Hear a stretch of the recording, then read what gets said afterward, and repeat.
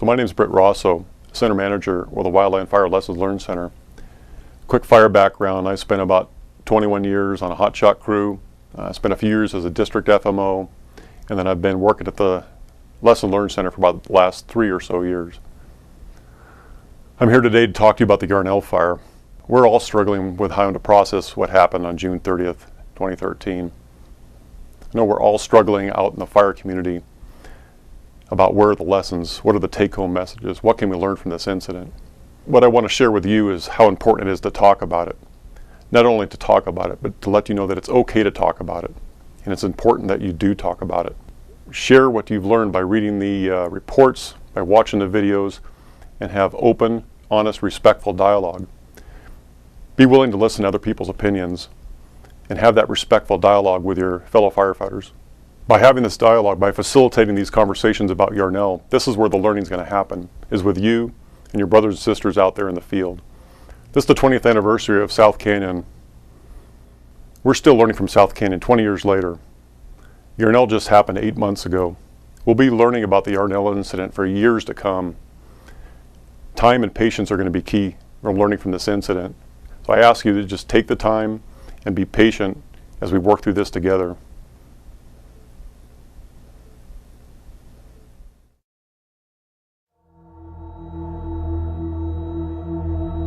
There's a problem that the nation needs to look at trying to solve. Fires are getting bigger and more extreme. Since the South Canyon fire in '94, there have been 400 wildland firefighters killed and 40,000 homes lost. He sent me a text message going to a 500-acre fire in Yarnell, and that was the last time I heard from him. Granite Mountain 7! Is Granite Mountain still in there?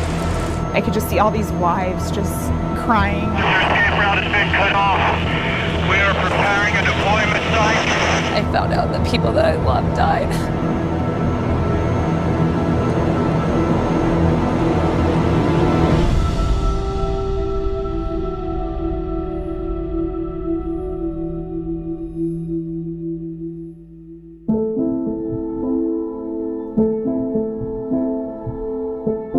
The wildland fire scene has changed dramatically. In the urban setting, there's really no place for open fire. Urban sprawl is colliding with wildlands. That matters because these two don't mix.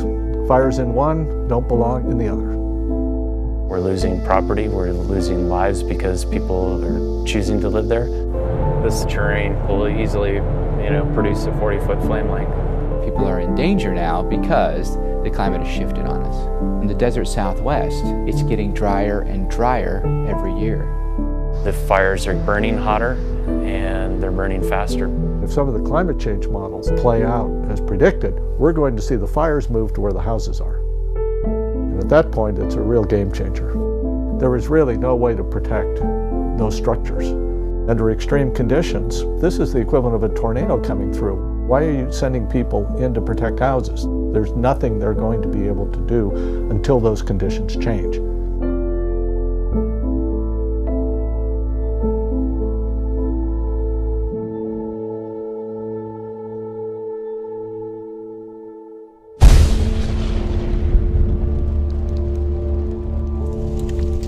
The Yarnell Hill fire started by a lightning strike high up on a mountain desert ridge.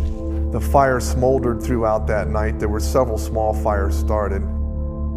In the desert Southwest, the atmosphere is so dry that these big raining thunderstorms all evaporate before it even hits the ground. But the lightning sparks all this dry tinder and you've got a wildfire in an instant.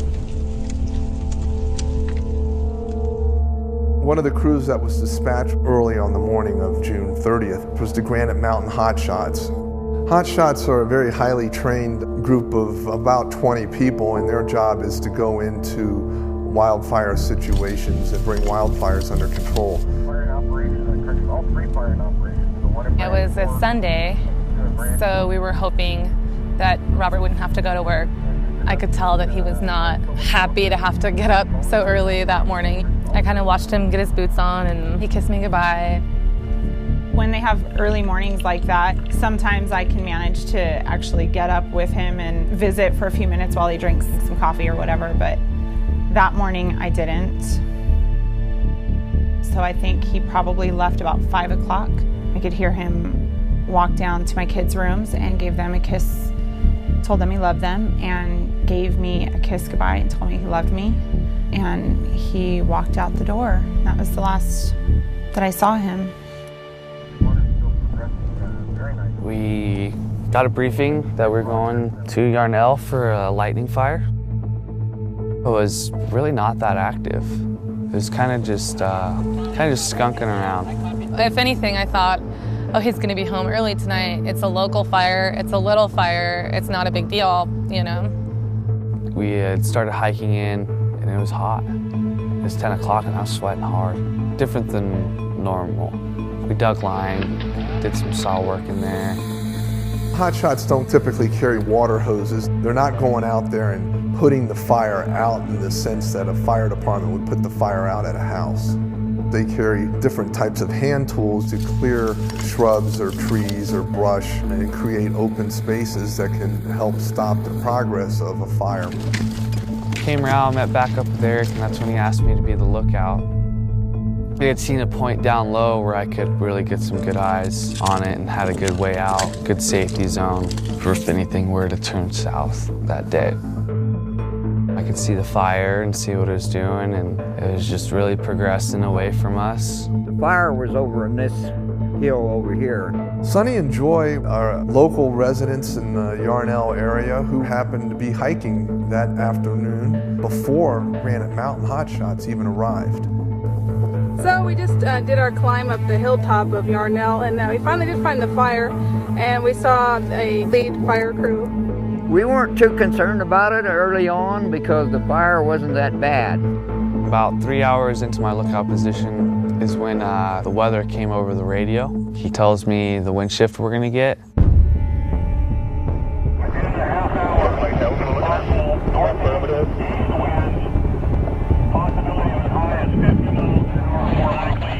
That's moving quick. 43-mile-per-hour wind gusts coming from the complete opposite direction. Now the flames are coming right for them. I could feel the breeze coming that way, and that was scary because if you watched the fire going up that mountain, it was doing 30 and 40-foot waves of fire, kind of like tornadoes, a tsunami and roll, rolls. you know? For me, that was kind of alarming. When that wind shifted, their concern had turned to me because of my proximity to the fire. Maybe I ought to pick you up. Let's just get him off the hill. I remember looking back before I left and seeing what the fire was doing. I see this intense fire starting to pick up. It's going pretty fast. Yeah, it is. It went from like a white, calm smoke to like a black smoke. Black usually means it's burning pretty intense. It was a full-fledged wildfire. It was no longer human containable as far as I was concerned. I'm moving pretty quick. I get a hold of Steve and Eric and I let them know, hey, at the vehicle, I'll see you soon. At about 3:30 in the afternoon, the Granite Mountain Hotshots are located in a safety zone high up on a ridge overlooking the town of Yarnell. And it was a safety zone because it's an area where the fire had already burned through. That's called being in the black. One of the operations supervisors radios the Granite Mountain Hotshot crew leaders and asks the crew whether they could deploy resources down to Yarnell. The Granite Mountain Hotshot crew leader responds and says, no, we're staying here, we got good black, we're not moving anywhere. But the videotape captures a conversation about the comfort level about some sort of action that's getting ready to take place. Oh, I was just saying I knew this was coming when I called you and asked her what your comfort level was. I could just feel it, you know. Moments later, the hotshot crew decides to leave the safety zone and move down into what is clearly a very dangerous situation. Why would they change their mind? Well, that's the big question that I think a lot of people are going to be debating for years to come. Once they enter into that drop, they can no longer see directly what the fire is doing. And at that time, there's nobody looking out for them that could have told them that that fire is about to turn the corner. So what they see is a huge flame front starting up towards them. Breaking in on the 16!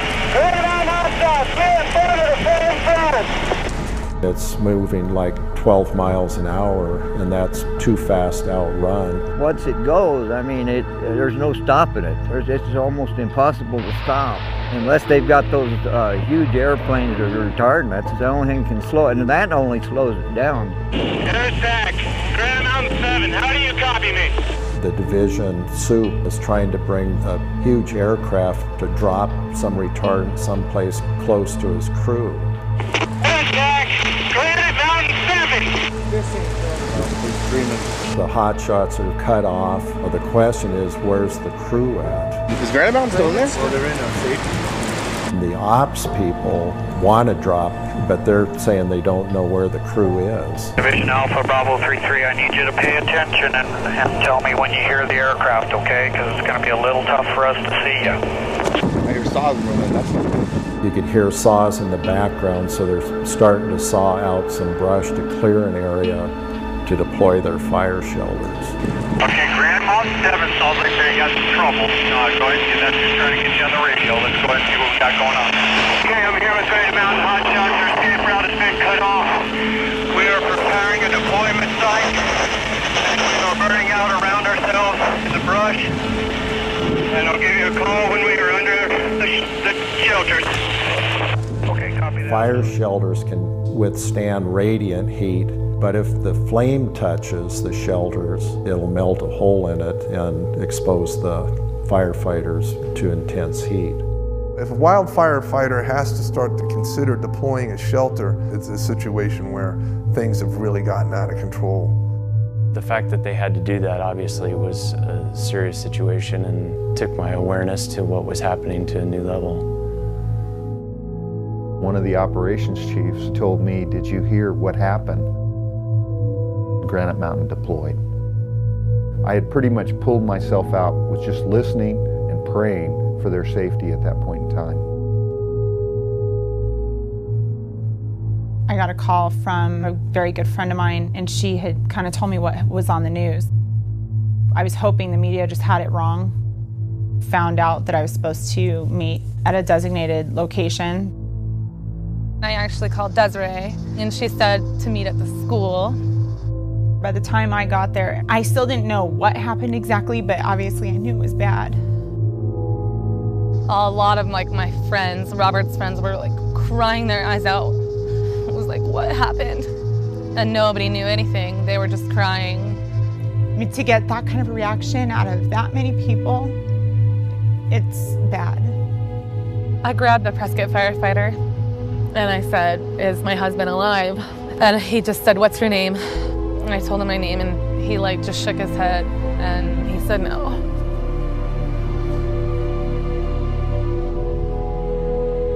The original report was 18 had perished, and then a few minutes later they confirmed that there were 19.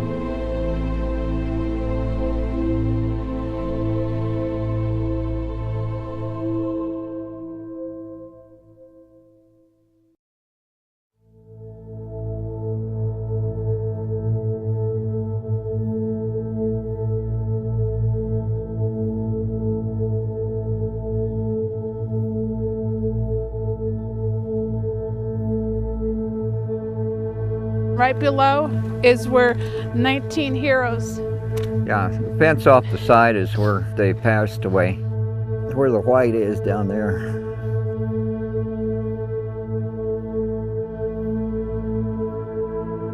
We've been hiking it because we want to get to the bottom of this thing and the truth of this whole deal.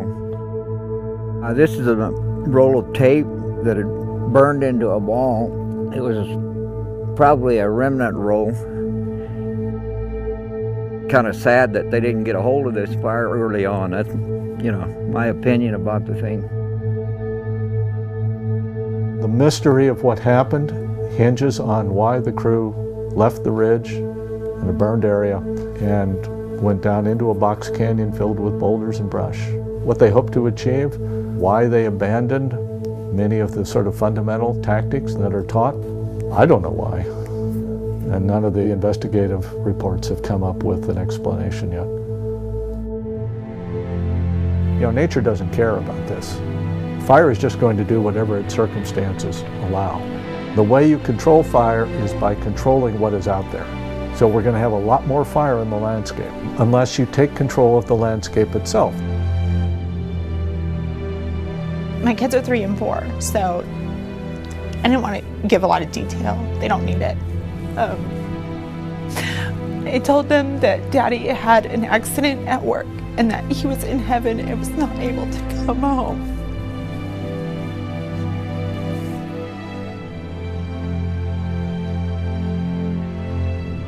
It wasn't somebody's home, it was somebody's well-being that he would have been willing to die for. He would have done anything so that somebody wouldn't have to go through pain like that, you know. He was a very remarkable human being, the most I've ever met in my life. And you would have probably thought so too. These men changed my life for the better, for the best. Their goal was to make me and everyone on that crew and everyone they surrounded themselves with the best person they could be, inside and outside of work. You know that saying, time flies when you're having fun? Well, I really look forward to the day that I get to be in heaven with my husband. But if I don't have fun, it's gonna be a long time. So if we all have as much fun as we can and try to live good lives, then I'll get to heaven and I'll get to be with my husband again. We can't rest on our laurels anymore. I mean, we've gotten to a point where these events are becoming so extreme. It's a call to action. This is an unprecedented loss in wildfire fighting, 19 people. Unless we get a better handle on how fire crews are going to operate in these very, very dangerous situations, this scenario could happen again. Do you see this getting worse?